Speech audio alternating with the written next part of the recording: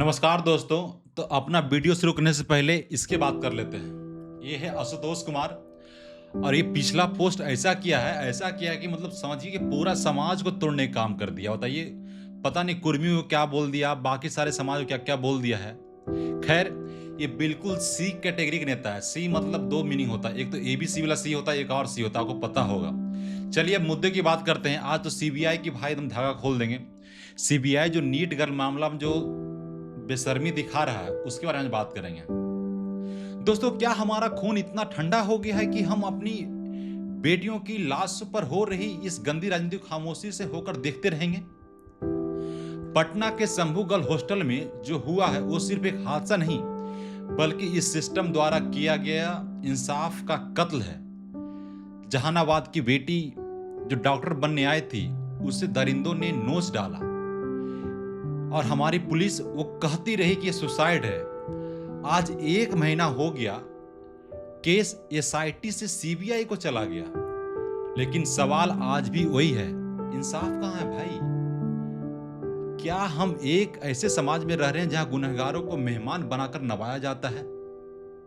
आज बात होगी उस सीबीआई की जिसे पिंजड़े का बंद तोता कहा जाता है, और उसकी सुस्त कार्यशैली की जिसने सबूतों को बलि चढ़ा दी है।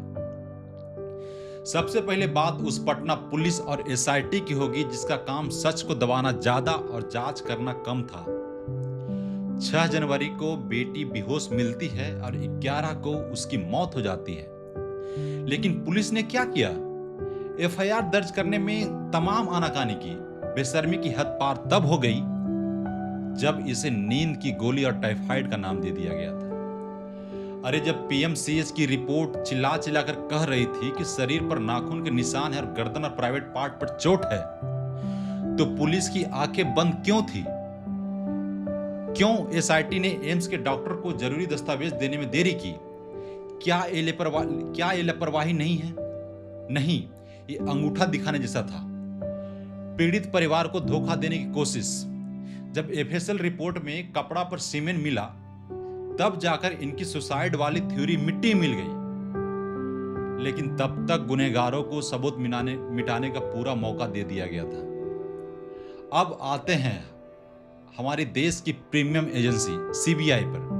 नीतीश सरकार ने 31 जनवरी को सिफारिश कर दी थी। सीबीआई ने केस लिया 12 फरवरी को। सोचिए, 13 दिन बाद सीबीआई केस लेती है, और वो भी मतलब कि 37 दिन बाद केस सीबीआई के पास जाता है घटना होने के बाद।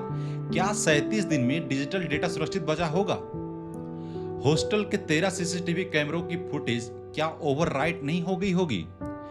सीबीआई आज आर्किटेक्ट लेकर हॉस्टल का नक्शा नाप रही है।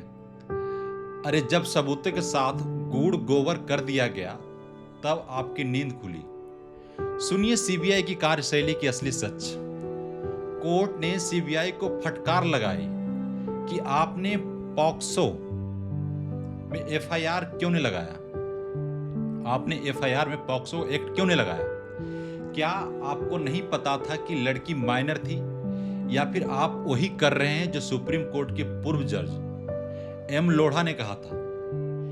पिंजड़े में बंद तोता है सीबीआई, जो अपने मालिकों की बोली बोलता है। कभी पन्नों को पलटा जा रहा है, कभी आयोग बदला जा रहा है। एएसपी पवन कुमार की जगह अब डीएसपी विभा देवी को लाया गया। ये तारीख पे तारीख वाला खेल कब तक चलेगा? क्या ये जांच को सिर्फ गुनहगारों को शील्ड देने के लिए नहीं हो रही है? परिवार का आरोप है, वो कह रही है बार बार कि उन्हें डराया और धमकाया जा रहा है। डीजीपी से लेकर अधिकारी तक सबने उन्हें सुसाइड मारने का दबाव बनाया। आखिर क्यों भाई?